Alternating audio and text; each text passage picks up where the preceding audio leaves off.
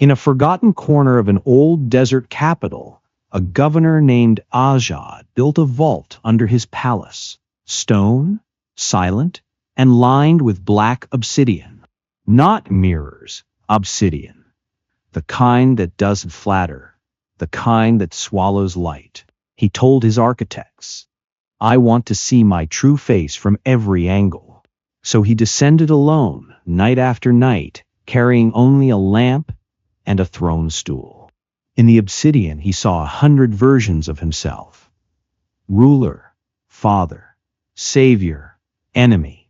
The vault answered with perfect obedience, until, slowly, it stopped obeying. The faces began to look back. Years later, he emerged thin as a reed, eyes widened by something he could unsee. His healer asked what the vault revealed. Ashad said, barely audible, "Every face was a costume, and the one wearing it was not mine." That is the modern condition. We don't need obsidian walls. We build them out of achievements, playlists, opinions, profiles. We stare, call it self-knowledge, and mistake worship of the mask for wisdom. The mystics would call Ajad, vault a lesson in the nafs, the self that commands, defends, and feeds on certainty. Rumi says the reed cries because it remembers where it was cut from. The ego cries because it forgets. It replaces remembrance with noise. Jung gave the same prison a clinical name, the persona. A mask that is useful, even necessary, but dangerous when we confuse it for our whole being. The persona is the version of you designed to be approved. It learns what gets rewarded, what gets punished, and it arranges your life around that bargain. Here is the first alchemical fact. What you refuse to face does not disappear. It becomes habit. It becomes habit. It becomes just how I am. Schimmel calls these inner coverings veils, and Nasser describes the work as a return to what is most real. The adepts wrote a code on their walls. VITRIOLLLL. Visit the interior of the earth, and by purification you will find the hidden stone.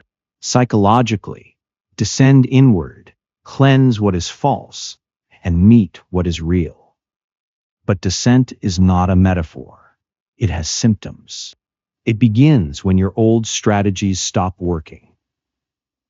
The late-night restlessness, the compulsive scrolling that leaves you emptier, the strange anger at people who seem free, the addiction to being right.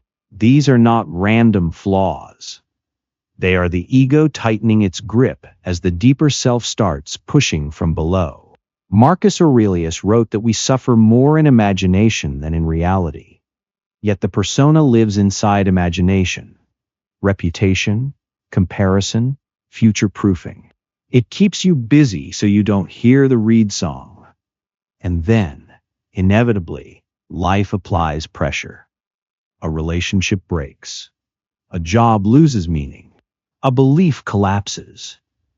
Jung would call this the moment. The unconscious demands a hearing. The alchemists called it Nigredo, blackening, the stage where the old form dissolves. Here is the turning point. If you treat Nigredo as a mistake, you numb it and repeat it. If you treat it as a summons, you begin the work. Plotinus said the soul does to travel outward to find the one. It returns by subtraction, removing what is not itself. That is the frightening mercy of crisis. It subtracts. In Attar's Conference of the Birds, the hoopoe gathers the birds and tells them there is a king beyond their small cages. The birds agree until the excuses begin. One clings to a rose, another to comfort, another to its own clever speech. Each excuse is not a problem outside them. It is the shape of their attachment. This is Jung's shadow in story form. Not only badness, but everything you disown to stay acceptable. Your anger becomes their cruelty. Your desire becomes their temptation. Your sensitivity becomes weakness. And so you project your denied life onto strangers, enemies, lovers, celebrities. Saudi warns that a man can decorate his house while the roof collapses. That is what we do when we optimize the persona while the soul starves. So the path begins with a blunt practice: withdraw projection. When you feel a surge, envy, contempt, obsession, pause and ask, what part of me is trying to come home through this reaction? This is not self-blame. It is self-collection. The birds cannot meet the king while their pieces are scattered across the world. Now we name the enemy correctly. The ego is not bad. It is a survival instrument that mistakes survival for living. It says, control the image, control the outcome, control the narrative, then you will be safe. But safety is not wholeness. Jung observed that the psyche compensates. The more rigid the conscious mask, the more forcefully the unconscious erupts. That eruption can look like anxiety, compulsions, sudden hatred, secret cravings, or the fatigue that no sleep fixes. The Sufis spoke of polishing the heart, not by adding ideas, but by removing rust, resentment, vanity, the hunger to be seen. Rumi's medicine is often simple and terrifying. Why do you stay in prison when the door is so wide open? The problem is the prisoner loves the familiar cell. Here is the first daily life application: one small renunciation per day. Not dramatic. Choose one behavior where the persona performs, checking for validation, rehearsing arguments, doom scrolling. Interrupt it once. Sit in the discomfort. That discomfort is the ego losing oxygen. This is how the descent starts. Not in caves, but in ordinary minutes where you stop feeding the mask. In old stories, initiates were tested with a simple question: what do you want? Most fail because they answer with the persona: success, peace, love. But beneath those words is usually a hidden demand: make me untouchable. Plotinus would call that a misunderstanding. The soul does not become free by armoring itself. It becomes free by returning to its source, by becoming less divided. Attar's birds enter the first valley, the valley of the quest. It begins as dissatisfaction. The life looks fine, but something is missing. Modern people call it boredom or depression. The tradition calls it a signal flare. The deeper self is requesting a new allegiance.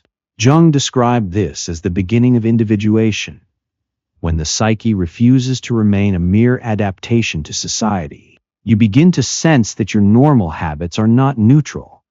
They are agreements you made with fear. So the work demands a vow, quiet but firm. I will stop building my identity on avoidance.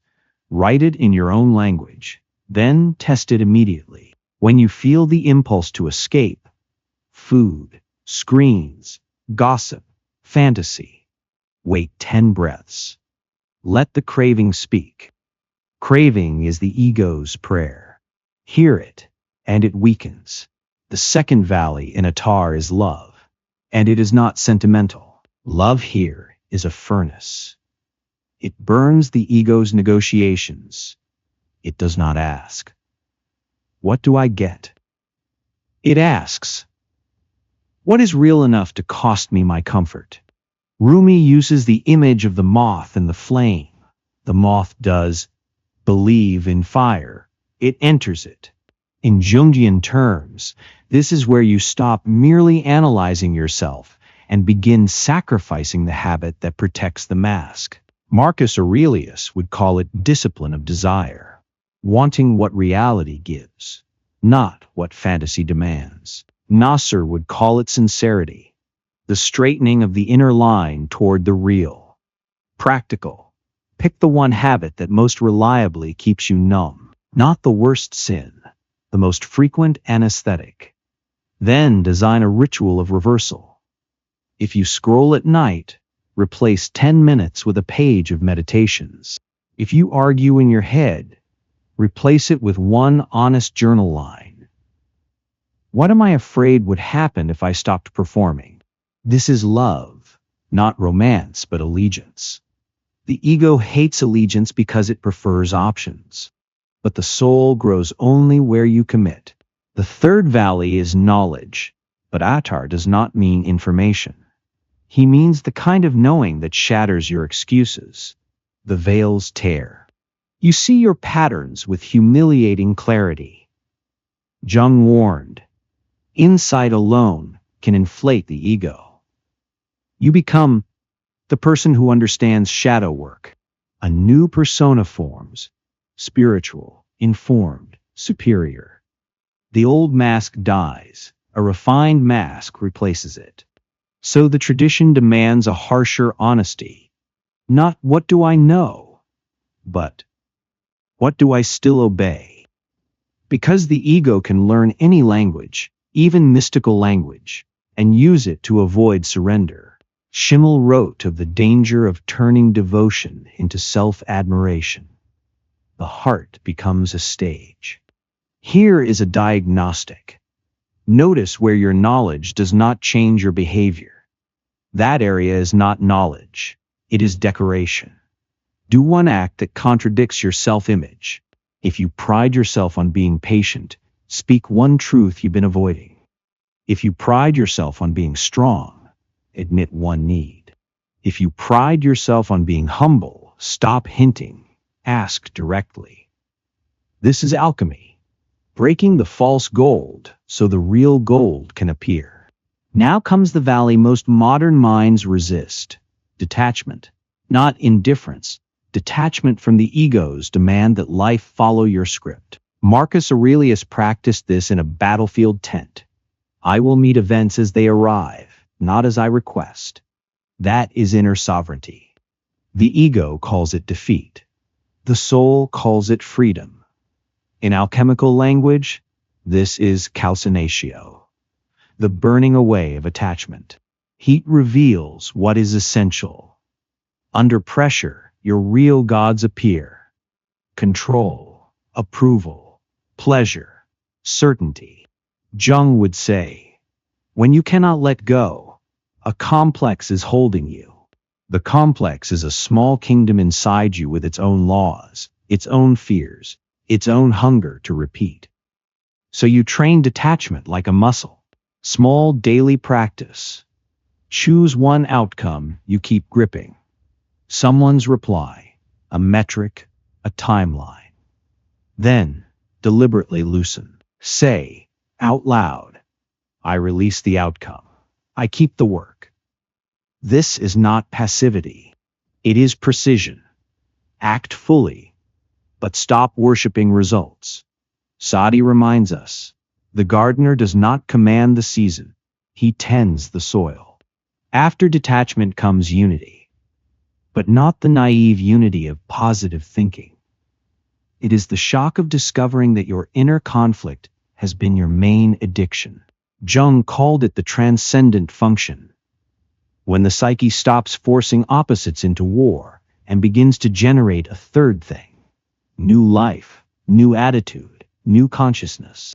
The alchemists symbolized it as the congiunctio, the sacred marriage. Rumi speaks of the beloved as the hunter and the hunted, the wound and the cure. Meaning, what you chase outside is often the disowned part of you calling from within. Here's the practical clue. The people you obsess over, idealize or resent, are usually carriers of your missing energy. The perfect partner holds your tenderness. The enemy holds your disowned aggression. The celebrity holds your unlived courage. So unity begins when you reclaim the projection. What I see in you is also in me, in seed form, not identical behavior, identical energy. Write 2 lists. What you envy most, what you condemn most.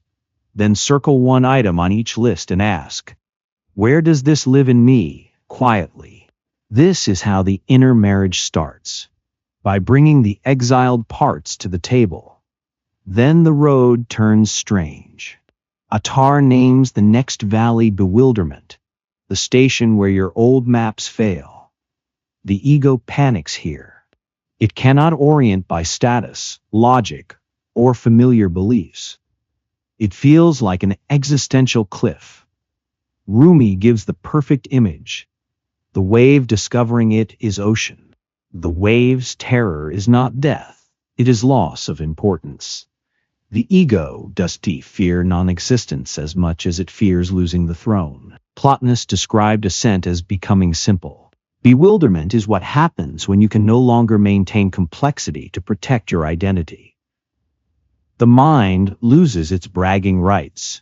In modern life, this looks like, I don't know who I am anymore. My old goals feel empty. My certainty, one, return. People call it crisis. But in the alchemical grammar, this is the correct reaction to a false self dissolving. Practice for this valley. Stop demanding clarity too early. Set a 7-day rule. When confused, do not make major identity decisions. Do not declare a new doctrine. Do not pick a new mask. Instead, observe. Record dreams. Notice patterns. Let the unconscious speak without being forced into a slogan. Jung insisted, the soul's pace is slower than the ego's impatience. The final valley Attar names, poverty and annihilation, not material poverty, but inner poverty. The end of psychological begging. The ego stops asking the world to complete it. The Sufis call this fana, the fading of the false center. But they always pair it with baka, subsistence, returning with a transformed presence. Not blankness, not escape, a new kind of personhood, less defended, more real. Jung's parallel is mature individuation. The ego relocated from ruler to servant. Life is no longer organized around image management. The psyche becomes governed by the self. An inner ordering principle that feels like conscience, destiny, and wholeness at once. Sadi tells stories of kings who became ordinary men and gained more authority, not less, because they no longer needed applause. That is inner royalty. Daily life application. Choose one moment each day to practice poverty, meaning do something good without anyone knowing. No post. No hint. No mental trophy. Just an act. This starves the persona and feeds the soul. The ego hates invisible virtue. The heart loves it. Now the twist. Attar's masterpiece. When the remaining birds finally reached the court of the king, they discover the word they chased was a mirror. Simorg. 30 birds. The sought was hidden in the seekers, but only after everything false was burned away. This is why your habits fight you. Bad habits are not only pleasure, they are identity anchors. The ego says, if I stop this, who am I? That fear is the real addiction. So we translate the 7 valleys into habit alchemy. Quest. Admit the habit as a cage love. Accept discomfort as the entry fee, knowledge. See the pattern without decoration detachment. Release. I must feel good now. Unity. Reclaim the part you are trying to numb bewilderment. Tolerate the in-between annihilation. Let the old self-image die, Rumi sly. Becomes like your life begins to sing when you stop filling every silence. One exercise. When you feel the urge to repeat the habit, ask, what emotion am I refusing to host? Then host it for 60 seconds. No fixing, no story. Just presence. That is the stone's first spark. At the end of the path, the initiate does not vanish into clouds. He returns to the market, Nasser emphasizes that realization is verified in ordinary life, speech, work, conduct. Schimmel notes that true refinement shows as gentleness, not spectacle. Jung said the real problem is moral, meaning lived, not theorized. So the philosopher's stone is not a substance. It is a stable inner posture, the ability to act without being owned by the persona, to feel without collapsing, to be praised without swelling, to be criticized without shattering. Marcus Aurelius would call this apatheia, not numbness, but freedom from compulsive reaction. Rumi would call it sobriety after ecstasy. When love no longer needs fireworks to be real. Here's the measurable outcome. Your bad habits weaken because they no longer have a throne to protect. When you stop defending an image, you stop needing the anesthetic. A final practical rule. Reduce your life to one truthful sentence per day. Not inspirational. True. Example. I used productivity to avoid grief. Or, I seek control when I fear rejection. Truth is solvent. It dissolves the mask. So let us end where we began, but not with obsidian, with a simpler mirror. After Azad left the vault, he did something strange. He ordered one mirror placed in the public square. Not for vanity, for instruction. Beside it, he placed a bowl of water and a cloth. The sign read, "Clean the mirror before you look." People laughed. Then, slowly, they understood. The dust on the mirror was never on the glass. It was on the hands. This is the whole path. Not hunting a new identity, but cleaning the instrument of seeing. The ego wants a better mask. The soul wants a clearer mirror. Plotinus, near death, spoke of returning the divine in himself to the divine in the all. Rumi speaks of the candle burning purer as wax thins.